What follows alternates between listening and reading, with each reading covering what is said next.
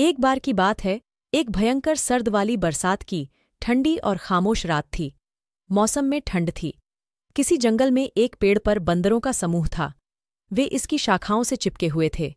बंदरों में से एक ने कहा, काश हम कुछ आग पा सकते, ये हमें गर्म रखने में मदद करेगा।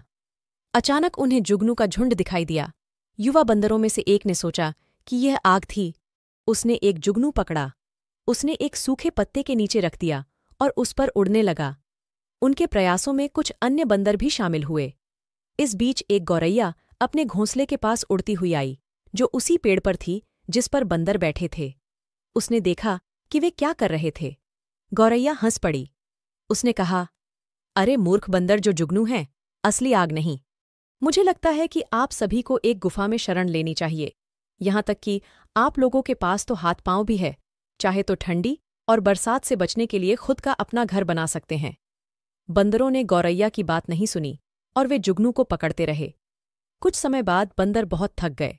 अब उन्हें एहसास हुआ कि गौरैया ने जो कहा था वह सही था।